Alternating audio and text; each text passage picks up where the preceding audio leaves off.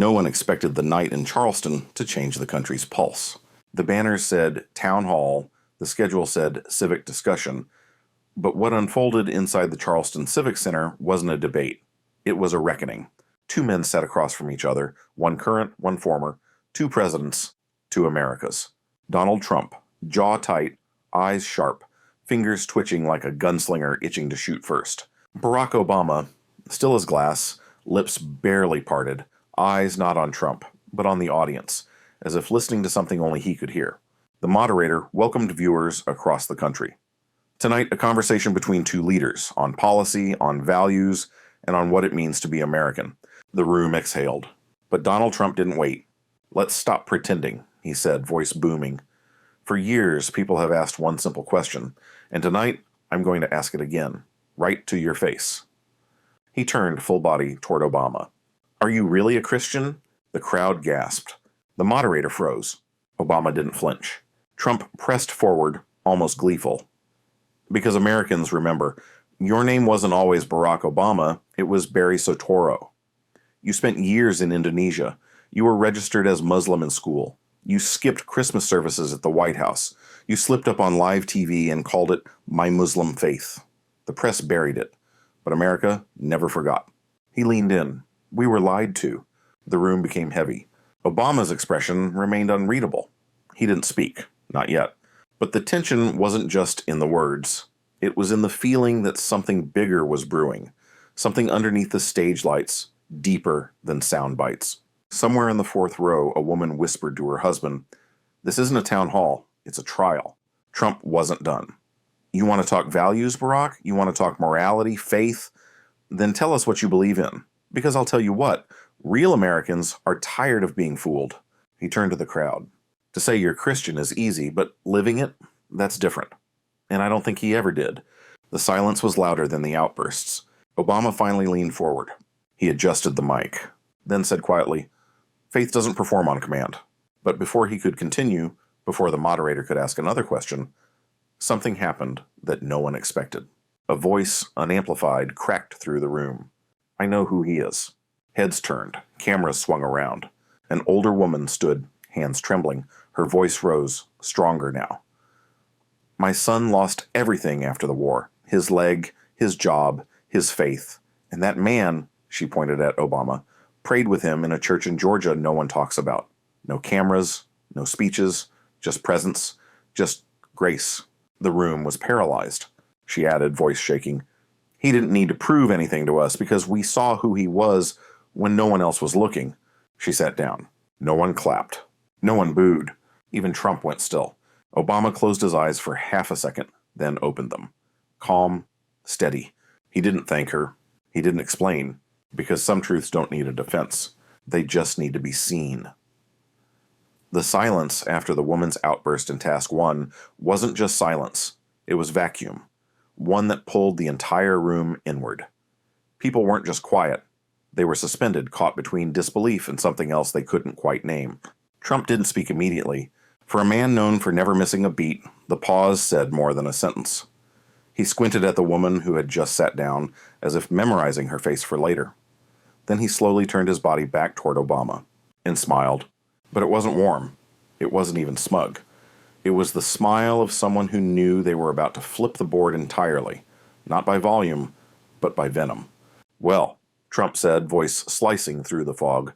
"That was touching, very emotional, very moving." He leaned forward, gripping the microphone. But emotions don't change facts. The words hit like cold water.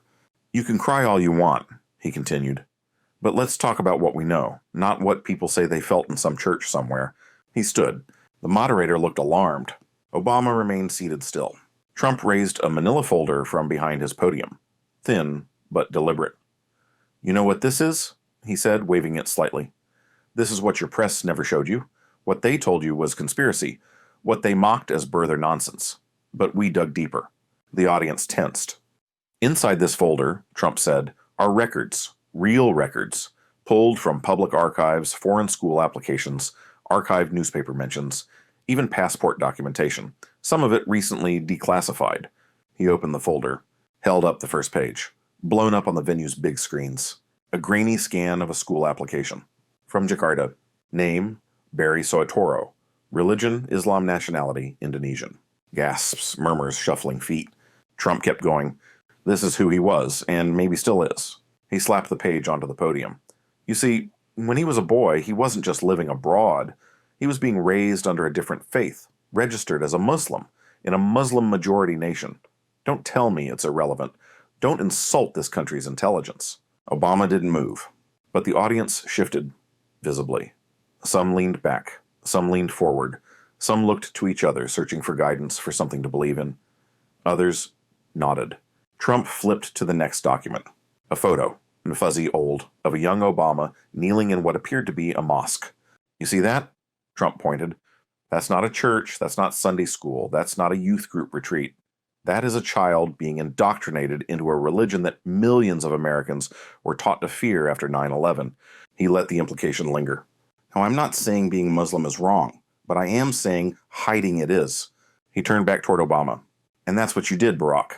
You didn't just grow up in a different culture, you erased it, you changed your name, you changed your story, and then you asked America to believe you were something else.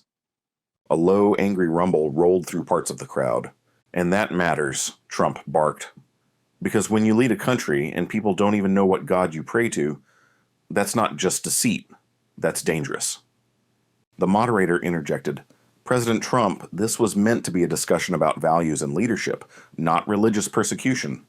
I'm not persecuting, Trump cut in. I'm exposing. He turned back to Obama. You want to talk about values? Then tell us, when did you convert? Where's the baptism record? What church were you confirmed in? Who was your pastor? Don't give us poetry. Give us facts. Obama didn't blink. Trump smirked. You can't. He turned to the crowd. And that's the problem. We've been led by a man who won't, or can't, tell us the truth about who he really is. The crowd erupted, some in wild applause, others in angry shouting. Security stepped closer to the stage. Tensions rippled like heat waves. And still, Obama said nothing. The moderator tried again. President Obama, would you like to respond? Obama leaned forward. But before he could speak, Trump raised one more page. This, he said, was submitted by one of our team researchers, a forgotten quote, buried in an old 2004 interview before Barack Obama was a household name. He cleared his throat and read, I believe in many truths. Christianity is just one path to God, but not the only one. He looked up. Sound like the words of a Christian to you? He turned, eyes locked on Obama. Your move. Obama didn't flinch. He simply sat there, posture open, expression unreadable, as if the storm across from him hadn't touched him at all. But inside the room, it was chaos. Some of Trump's supporters stood, cheering, fists raised like jurors already convinced of guilt. Others, mostly young, mostly quiet, stayed seated, brows furrowed, unsure if they were witnessing a revelation or a performance. The moderator, clearly rattled, tried to steer the event back to its agenda. We're here tonight to discuss the future of American values, not personal theology. But Trump was on a roll. He wasn't letting go. He leaned back into the mic. Future? There's no future without truth. He stepped out from behind his podium now, walking slowly, deliberately toward the center of the stage. Look, folks, I'm not here to judge someone's soul. I'm here to judge what they've done with our country. And when you look back at those 8 years of appeasement, 8 years of bowing to foreign leaders, 8 years of silence while Christian businesses were sued, silenced, and destroyed, you start to ask, what foundation was he really standing on? He turned to the crowd again. Because it wasn't ours. Camera flashes lit up the arena. Social media was already ablaze. Reporters whispered furiously into headsets. This wasn't just theater anymore. This was something else.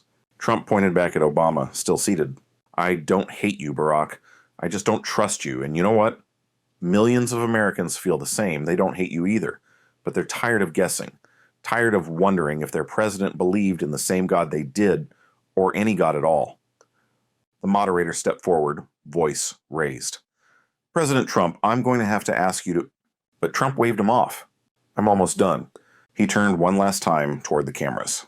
You can say I'm being cruel. You can say I'm being conspiratorial. But I'm being honest. And deep down, a lot of people watching tonight are nodding their heads because they remember the silence, the hesitation, the questions that were never answered, and the media that helped him bury them. A beat. So tonight, I'm just saying what others won't. If you're going to ask for the country's trust again, then you better start by telling them who you really are. He walked back to his podium and sat down. The crowd was electric. The moderator turned slowly toward Obama. President Obama, would you like to respond? But Obama didn't reach for the microphone right away. He sat for several long seconds, letting the noise fill the room, not fighting it, not shrinking from it. Then he leaned forward, rested his arms gently on the table in front of him, and spoke softly, not to Trump, not to the moderator, but to the audience. I've heard these questions before, he said, for over a decade, not just from politicians, but from people who were genuinely afraid, who had been told again and again that I was hiding something, that I wasn't one of them. He paused. I understand fear. I do. It's easy to manipulate, easy to sell, but fear doesn't build nations. It breaks them. He looked up. And as for what I believe, that's coming, but not on your timeline. He leaned back in his chair and went silent again. The moderator, sensing the tension peaking, quickly transitioned. Thank you, gentlemen. We'll return to values and leadership in the next segment. But the damage, or the setup, had already been done. Trump's supporters were electrified. They believed the case had been made. He had painted Obama as a man with a hidden past, a foreign faith, a mask carefully held in place by charisma and media loyalty. But others, especially those watching from their homes, felt something else. Doubt. Not doubt in Trump's claims, necessarily, but in his tone, his certainty, the way he wielded the documents like weapons. And Obama's response, measured, slow, eerily calm, felt like something unfinished. As if the real answer hadn't arrived yet. As if he was waiting for the right moment, the right break in the noise. That moment would come, but not yet. Tonight still had a witness waiting to speak, and a verse waiting to be heard. The room didn't know what to make of the silence. After Trump's fiery performance, the wave of accusations, the folder of evidence in the rally-like finale to his monologue, the crowd expected thunder. But Obama gave them quiet. It wasn't passive, it wasn't weakness, it was controlled. He didn't lean forward or shift uncomfortably. He didn't grab the mic with fire in his eyes or raise his voice to match the volume of his opponent. He just sat there, breathing, letting the noise swirl and then settle. It was the kind of silence that unnerves broadcasters, the kind that makes producers in headsets shout, "Fill, fill," because airtime doesn't forgive dead air. But this wasn't dead air. It was surgical. Obama let his eyes wander slowly across the audience, not for drama, but with purpose. He looked at the veterans in the front rows, their medals catching the light. He saw the pastors, the single mothers, the students, the skeptics, and the exhausted believers. Then, without warning, he leaned toward the microphone, not rushed, not rehearsed, and began. I was 24 when I first sat in a church that didn't belong to me. The crowd stilled.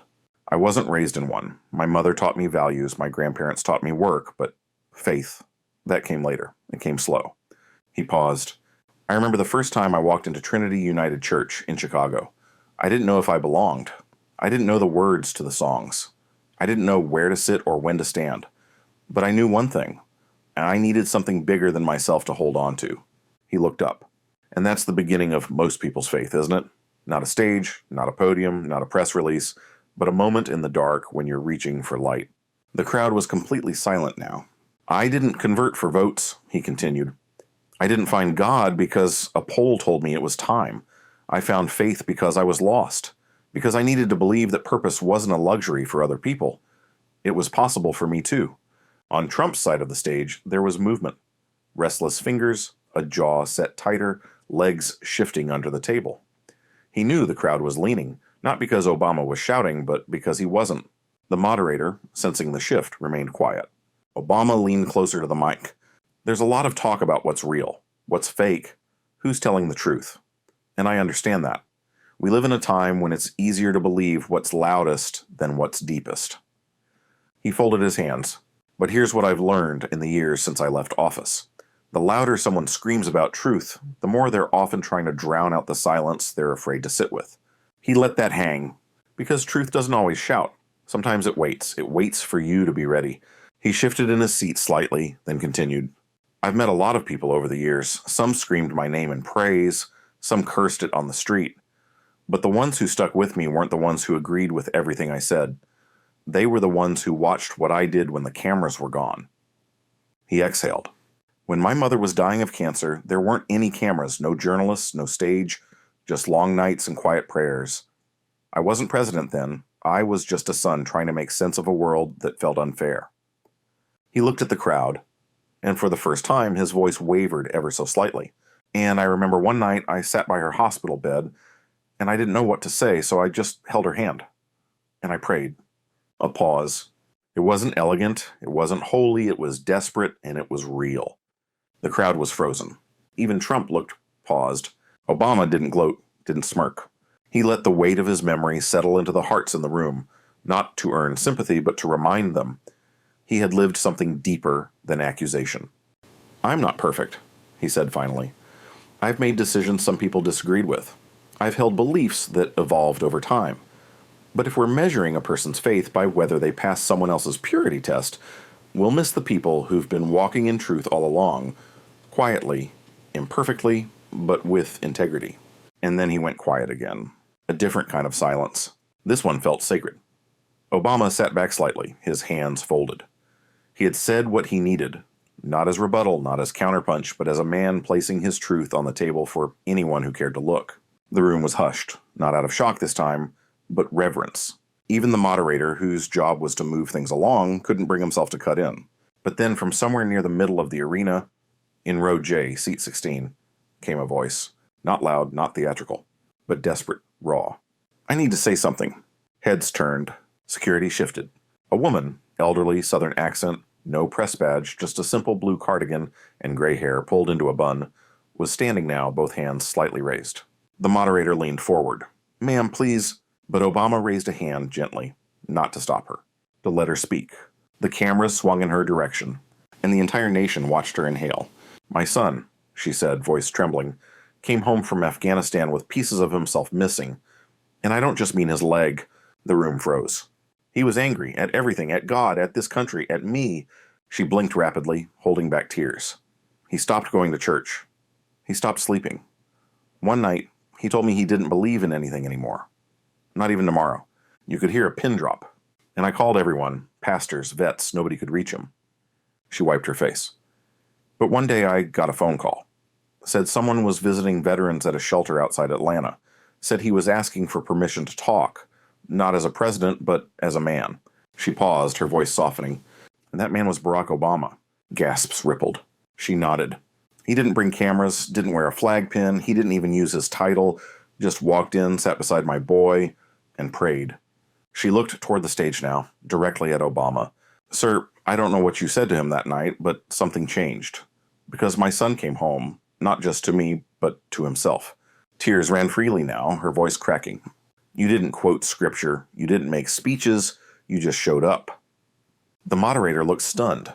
Trump shifted uncomfortably. Obama didn't move. The woman turned back to the crowd. So you can say what you want about his faith, about his background, about his name, but I saw him in the dark, when no one else was looking. She sat down, and the silence that followed wasn't empty. It was full. Obama still hadn't spoken, but his silence said more than words could. Trump leaned forward, lips parted, as if to speak. But the timing was wrong. The room no longer belonged to him. The crowd, and the nation, had shifted. The moderator finally found his voice. We'll take a short break. When we return, more questions. But everyone knew the real answer had already been given. It wasn't just what the woman had said.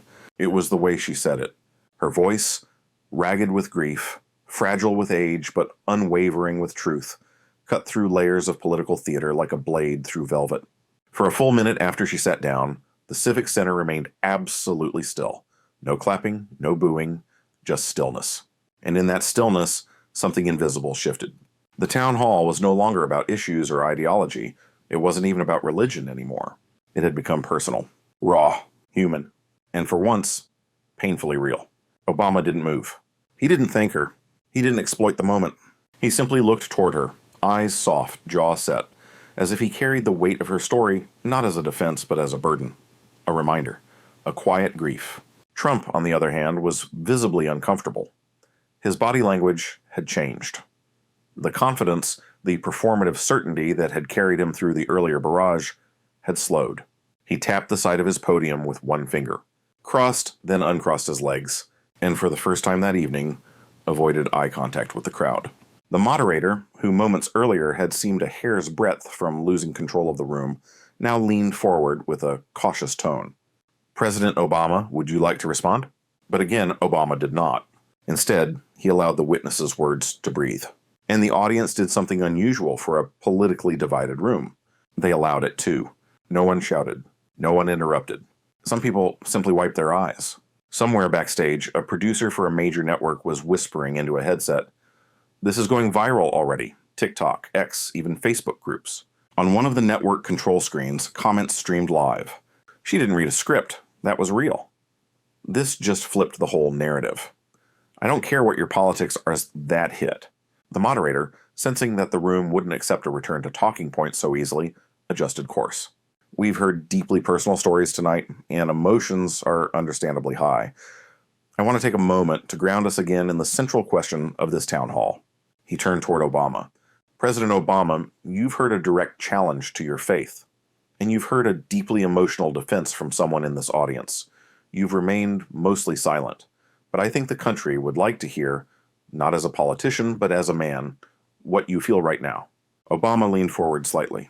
He didn't touch the microphone.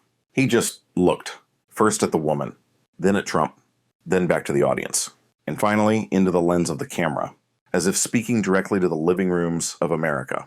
He inhaled deeply, then said softly, "Sometimes the best defense is not having one." People froze. He continued, "Because truth, real truth, doesn't need to yell. It doesn't need folders. It doesn't need cameras. It just needs time." He adjusted the mic. "I've been called a lot of things, some of them fair, some of them not. But tonight someone said something that I've never had the courage to say out loud." He looked back toward the woman in the crowd. That faith shows up in the dark.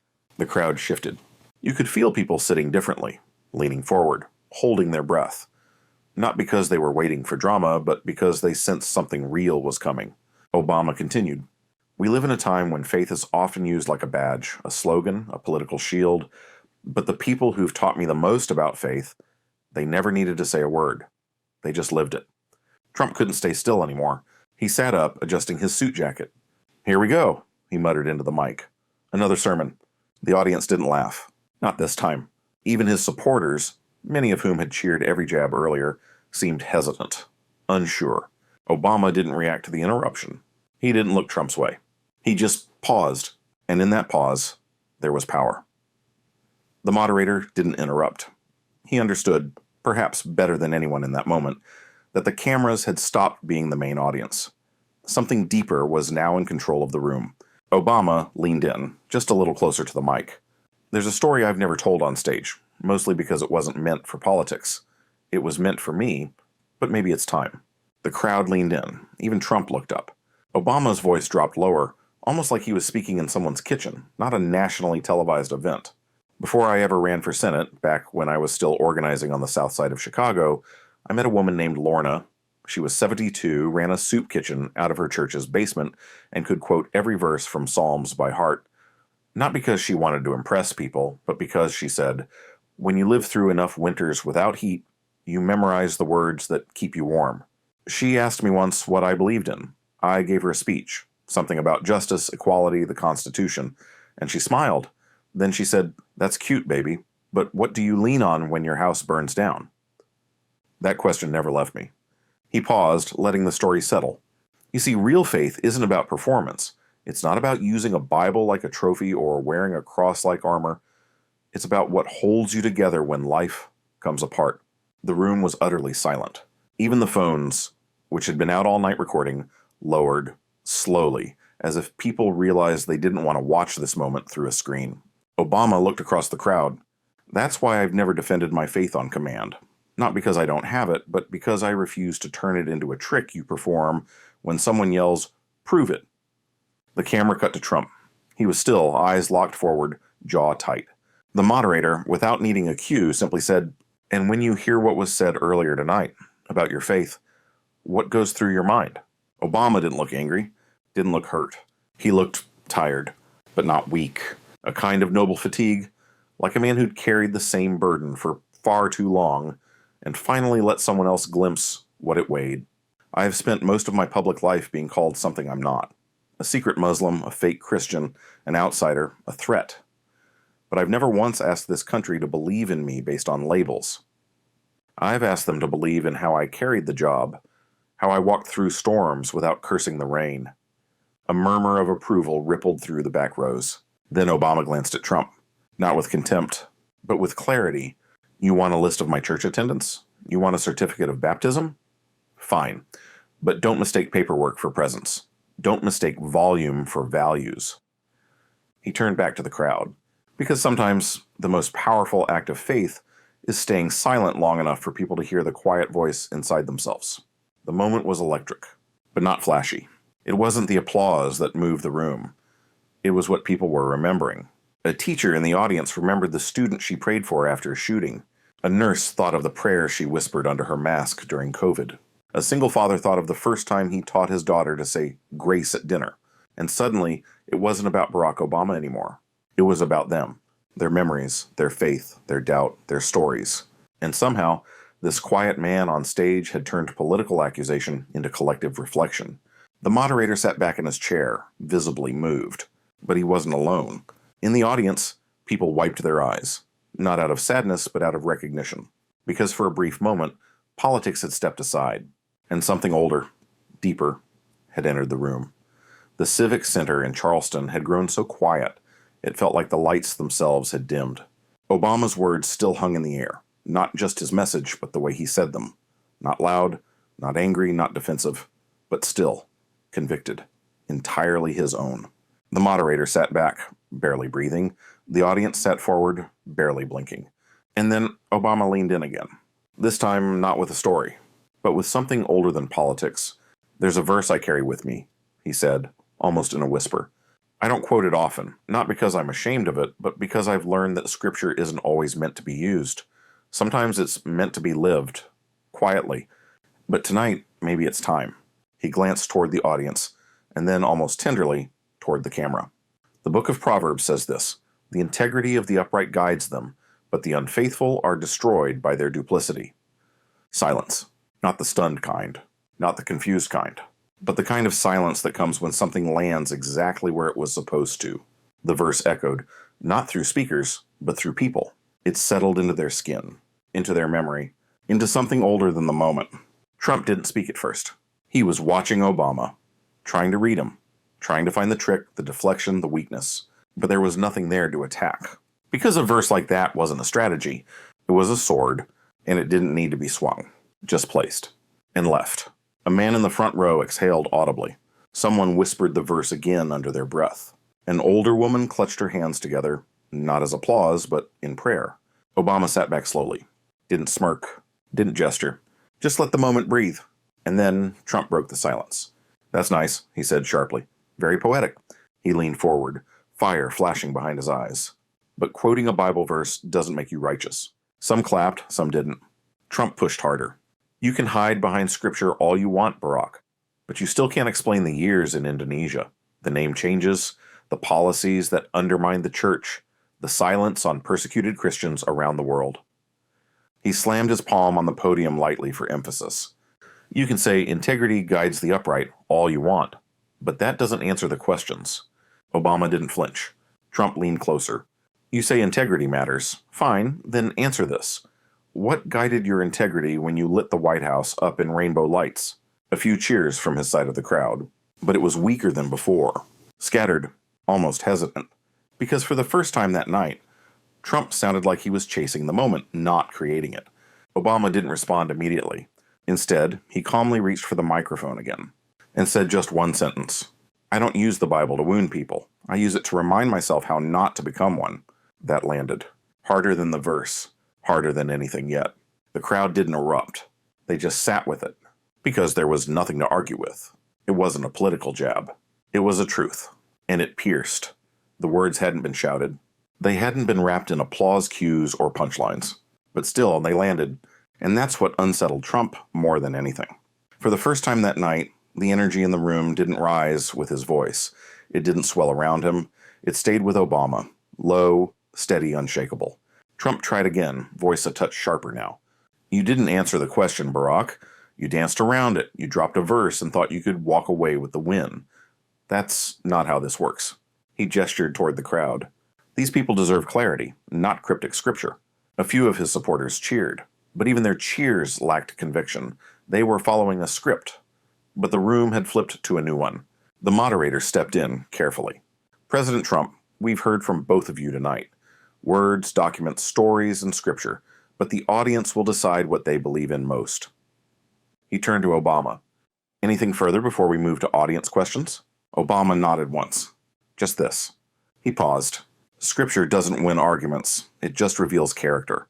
And with that, he placed the mic down. Deliberately. Not dramatically. As if to say, I'm finished proving. The audience broke into applause. Not wild, but rising. And not from one side, but across sections, across rows, across difference. Some stood. Some wiped their eyes. A moment passed where the noise was too full for words. And Trump, still gripping his mic, looked stranded, as if the script he'd prepared no longer fit the room he was in. He opened his mouth again. He talks like a preacher, but don't forget, he's a politician, a very good one. He tried to smile. It looked more like a grimace. You can quote Proverbs all night. It still doesn't explain why you let this country fall behind, why you appeased our enemies, why you weakened the church with your policies. Some clapped, but not enough. Not like before. The wave was gone. The moment had moved on. Somewhere backstage, a news producer whispered into his mic, "Clip that verse. That's the moment. We lead with it." In newsrooms across the country, editors already had their headlines forming. The verse that stunned the stage. Obama silences town hall with Proverbs 11:3. One line, 10 seconds. An entire presidency reframed. Online, the clip began spreading before the segment ended. Within 5 minutes, it trended on every platform. Integrity verse, Obama Proverbs, Nosh, faith not fear. In diners across Ohio, bartenders in Texas, classrooms in Chicago, the verse became a talking point. Not because it answered every question, but because it reframed the debate. Obama hadn't defended with documents. He hadn't lashed out. He hadn't pleaded. He had simply offered a mirror and let everyone see what they needed to. In the final moments of the segment, as the moderator turned toward the crowd for audience questions, a camera caught Trump staring downward, not rattled, but recalculating, as if wondering how a single verse could take the wind out of so much thunder. Obama sat quietly, his hands folded, eyes soft. Not smug, just still, like a man who knew what he stood on, and had no need to shout about it. The town hall ended the way earthquakes do. No clean resolution, just a tremble that kept rolling beneath the surface. Obama exited the stage without a wave. Trump left flanked by staffers, his jaw tight, lips moving in frustration. The moderator thanked the crowd, but his voice sounded distant, like someone speaking underwater, muffled by the echo of something larger. The verse still hung in the air. The integrity of the upright guides them, but the unfaithful are destroyed by their duplicity. By the time the credits rolled, it had already gone viral. 12 minutes after broadcast, CNN replayed the clip under the chyron. Obama strikes back with scripture. Proverbs shocks the room. On Fox News, the headline read, "Trump calls out faith fraud. Obama deflects with biblical theater." MSNBC, Obama's calm. Trump's chaos. One verse shakes the stage. 30 minutes after broadcast. On Twitter, X, the verse was being transcribed in every font imaginable. Integrity of the upright. Destroyed by their duplicity, hashtag surged. Yakris Obama verse. Niner Bauer Charleston Town Hall. Niger Integrity Speaks. A TikTok creator stitched together slow-mo footage of Obama quoting the verse with gospel music underneath. It hit 300,000 views in under 20 minutes. Someone else posted, "Forget campaign ads, this was the ad," and he didn't pay a cent. 2 hours later. At a bar in Des Moines, Iowa, 4 farmers sat watching the clip again on a cracked tablet. One leaned back in his seat. Man didn't even raise his voice. Another nodded. Didn't have to. That line? That was a shot right through the heart. Across the country, in Los Angeles, a group of Gen Z activists played the clip on loop at a small house party. One of them said, "I'm not religious, but that hit different."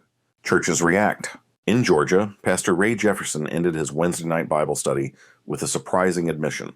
"I didn't come here to praise a politician," he said, "but I'm not going to lie. I opened Proverbs tonight and I saw it with new eyes." In Dallas, a megachurch pastor posted a rebuttal online. "Quoting scripture for applause is blasphemy. Obama weaponized the word. Don't be fooled." But even his comment section was split. One follower wrote, Is it weaponizing if it made everyone go quiet for the first time in years? Overnight polling. ABC's flash poll of undecided voters showed a sharp bump in Obama's favorability after the town hall, not because of policy, but because of calm and moral clarity. CBS reported that 62% of viewers remembered the Bible moment more than anything Trump said. Among religious independents, 48% said the verse gave them pause about prior assumptions. Obama's team says nothing. Not a tweet. Not a press release. No spin. The silence was strategic, because when the nation is echoing your words back to you, you don't need to say more. Trump's response. The next morning, Trump took the stage at a rally in Nevada. He opened with a jab. Obama thinks quoting Proverbs makes him Moses. Give me a break. The crowd laughed, but not as loud as usual. Later, he joked, "Hey, I got verses too. An eye for an eye. Remember that one?" It landed, barely. Because by then, people had already seen the clip 3-4 times. And they weren't comparing punchlines. They were comparing posture, the morning after. At a small breakfast table in Omaha, a father poured coffee while his teenage daughter scrolled through her phone. She paused mid-scroll. "Dad, did you see that Obama clip?" He nodded, already knowing what she meant. She asked, "What's duplicity mean?" He smiled. "It means saying one thing and doing another." She thought for a second, then whispered, "That's what it sounded like he was accusing Trump of." Across the country, similar conversations were unfolding. Not about policy, about character, in classrooms. A civics teacher in Flagstaff, Arizona, wrote the verse across the whiteboard the next morning. The integrity of the upright guides them. Underneath it, he wrote one question. What does this mean outside of politics? Hands went up faster than usual. One student said, "It means being honest, even when no one's watching." Another added, "It's about who you are when you're not trying to impress anyone."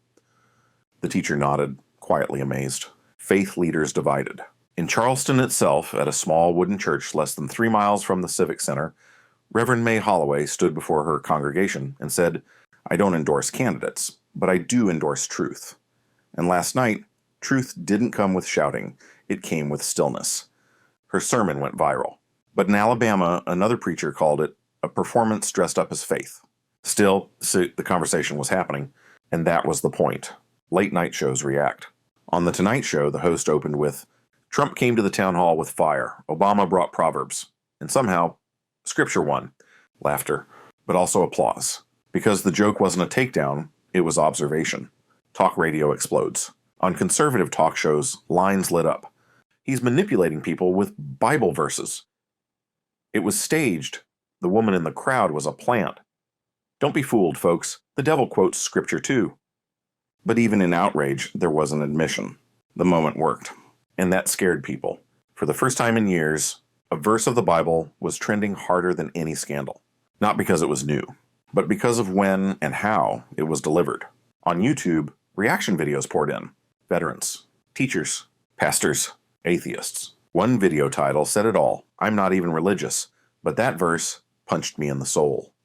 Obama still says nothing. He doesn't tweet, doesn't issue a follow-up. No fundraising email, no press conference. It's as if he understood, when a verse speaks truth, you let it echo. And that silence only deepened the resonance, the deeper impact. In Detroit, a barbershop played the clip while 3 men debated what integrity even means anymore. In Portland, a college student said she called her grandmother just to ask, "Did you ever hear that verse growing up?" In Dallas, a pastor rewrote his entire sermon for Sunday morning around it. Not about politics, about truth. The fallout wasn't explosive. It was something rarer, a quiet shift in public consciousness. For once, people weren't talking about who won the debate. They were talking about what it meant. And that made all the difference. The verse had landed. The nation had reacted. But for some, the moment raised more than emotions. It raised questions. Not about what Obama said, but about what he never had. In a quiet corner of the internet, not in tabloids, not on cable, threads began to surface. Longtime political observers, faith leaders, former campaign staffers, even spiritual skeptics began piecing together something curious. Obama had rarely, if ever, spoken that directly about his faith. At least not like that. Sure, he'd attended churches, made passing references to Scripture, gave eloquent nods to the power of prayer in speeches. But that verse, that tone, that stillness, it felt different. It felt like something deeper, older, hidden, and that made people start digging. The first whisper, a sermon that disappeared. It began with a theology blogger from Baltimore, a former seminary student turned spiritual detective. He posted a single line to his Substack the morning after the town hall. Obama once gave a sermon in 2006 that never aired. I heard it. It changed my life. But the tape was pulled, vanished. Why? The post went viral. In it, the writer described a small gathering of interfaith leaders in Chicago. Not press, not donors. Just people of faith from different traditions. Obama had spoken without notes. No handlers, no campaign staffers. And according to the blogger, he spoke like a man who had carried scripture privately for decades. He talked about the tension between power and surrender, about how faith is not armor, it's exposure. He quoted from Ecclesiastes, James, even Job, and then he said something I'll never forget. Faith isn't what you show the world, it's what you still hold when the world turns away. But the tape? Gone. The blogger had tried to obtain it years later. The response from the hosting organization? Unfortunately, that portion of the event was not recorded, except he remembered seeing the red light on the camcorder. He remembered the tripod, and that raised a question no one had asked in years. Did someone want that part of Obama's story to stay hidden? The staffer who remembered too much. A week after the town hall, a former junior speechwriter from Obama's 2008 campaign posted anonymously to a political forum. There were entire drafts we wrote, with extended Bible references, parables, Old Testament reflections, that were always cut. He continued, at first we thought it was just for clarity, streamline the message, but over time it became clear. The campaign wanted the faith there, but muted. Enough to feel wholesome, not enough to feel like a threat. The post didn't go viral, but it caught the attention of certain journalists. One of them, a religion correspondent for a major publication, began calling sources, off the record, quietly. The responses? Consistent. He was more spiritual than people realized. He took the Bible seriously, but privately. The party didn't want another Reverend Wright moment, so they told him to keep it safe, keep it surface. The pattern, no one noticed until now. A graduate student at Princeton studying religious rhetoric went through all 2,738 public Obama speeches. She ran a keyword filter for all biblical references. Here's what she found. From 2004-2008, over 300 explicit faith references. From 2009-2012 presidency, 120 references, most ceremonial. From 2013-2016, 46 total, nearly all at funerals. Post-2017, almost none until Charleston. She titled her paper, The Quieting of the Pulpit, When a President's Faith Went Silent. Her thesis? Obama didn't lose faith. He was asked to silence it. The churches no one talked about. A minister from Savannah, Georgia, reached out to a podcast producer after the town hall went viral. She claimed Obama had visited their church in 2012, quietly, without press, to speak to grieving families of black men killed in gang violence. No reporters. No coverage. Just prayer. He didn't speak from the stage. He sat in the pews, held hands, cried. The podcast episode aired 3 days later under the title, The Church Visits They Didn't Want You to See. By the end of the week, 3 more churches had come forward. One in Flint, Michigan. One in Montgomery, Alabama. One in Oakland. Same pattern. Private visits? No press. Scripture shared in circles, not crowds. But why hide it? That was the question. And no one had a simple answer. Was it strategy? Shame? Pressure from political advisors who feared mixing faith with leadership? Or something deeper? Was it because his faith didn't fit the mold? Too quiet. Too nuanced. Too unafraid to admit doubt. One columnist put it this way. Obama's version of Christianity wasn't built for campaigns. It wasn't tidy. It wasn't marketable. It didn't speak in absolutes. It whispered in pain. And that made it dangerous. Not to the country, but to those who rely on slogans to win votes. A legacy rewritten. The question began to echo in more than faith circles. Historians, professors, youth pastors, even students, all asking a version of the same thing. Did we miss who he really was? And then came the most unsettling thought of all. Or did we choose not to see it because it made things too complicated? That's why, when Obama spoke that single verse on stage in Charleston, the silence wasn't just respect. It was recognition, a remembering, a realization that what America saw that night wasn't new. It was revealed. Not performed, but returned. When the stage lights dimmed and the crowd dispersed, America was left not with a winner or loser, but with a question. Not who had the best comeback, not who got the loudest applause, but something far quieter, far harder to answer. What does it mean to live with integrity, especially when no one is watching? The cameras stopped rolling, the hashtags began to fade. But in households, classrooms, churches, and coffee shops, people kept coming back to that verse. The integrity of the upright guides them, but the unfaithful are destroyed by their duplicity. Proverbs 11:3. And for once, it didn't feel like a soundbite. It felt like a mirror, what we saw that night. We saw two men, one loud, unyielding, attacking, the other quiet, unshaken, listening. One fought for dominance, the other leaned into restraint. One tried to win the moment, the other anchored himself in something older than applause. That contrast, so vivid, so unavoidable, became more than politics. It became a parable, a modern-day story told not through parables of sheep or coins or vineyards, but through two microphones on a civic stage in Charleston. And millions watched it play out in real time. The real lesson, it was never about the verse. The verse was powerful. It pierced through the noise.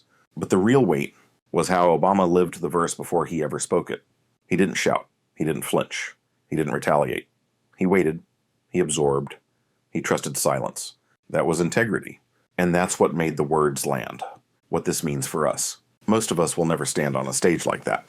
We won't face questions in front of millions or have our values dissected on national television. But all of us, every single one, will be tested. At work, at home, in relationships, in silence, in anger, in disappointment, in opportunity. And in those moments, we will face the same choice. Will we let ego guide us or integrity? It's not about being perfect. Obama said that himself. You don't start with perfection, you start with intention. So the question is, when someone questions your character, do you fight to win or do you live to prove? When nobody is watching, do you still keep your word? When your patience is tested, do you still lead with kindness? When you're wrong, do you admit it, even if it costs you? Real life application. What integrity looks like today. For a parent raising a child, integrity means apologizing when you mess up, so your child learns that strength comes with humility. For a manager leading a team, it means choosing honesty over politics, even when it means a harder conversation. For a student, it means not cheating even when everyone else does, because your future deserves a clean foundation. For a friend, it means showing up when it's inconvenient, listening when it's uncomfortable, and keeping secrets that aren't yours to share. For a nation, it means choosing leaders who don't just talk about values, but live them in the hardest moments. The final challenge. You don't need a title to lead. You don't need a crowd to speak truth. And you don't need a platform to live by principle. Leadership, real leadership, begins with self-discipline. It begins with restraint, with the quiet decision to stay steady when the world demands that you shout. Because when the cameras shut off, when the applause fades, when nobody is there to praise you or blame you, your character is all that remains. And that's what the verse reminds us. The integrity of the upright guides them. Let it guide you. In how you speak, in how you parent, in how you disagree, in how you lead, even if it's just your own life. The power of one verse. In Charleston, we didn't just witness a debate, we witnessed a contrast of conviction. Two versions of leadership, one fueled by pride, one grounded in principle, one sought to dominate, the other simply to endure. And in that moment, America remembered something we often forget. Power shouts, but integrity waits. And when it speaks, it doesn't have to be loud. It only has to be true. Final word. If this story made you pause, if it made you reflect, even for a moment, then let that be the takeaway. Not who won, but who stood. Not who shouted, but who remained calm. Not who had the best line, but who lived by the oldest one. The integrity of the upright guides them, but the unfaithful are destroyed by their duplicity. Proverbs 11:3. May it guide you too, not just in how you vote, but in how you live. And if this story moved you, don't let it stop here. Share it with someone who needs the reminder. Talk about it at the dinner table, in classrooms, in small groups. Let it be more than a headline. Let it be a starting point. Because integrity doesn't trend, it doesn't sell, it doesn't perform, but it lasts.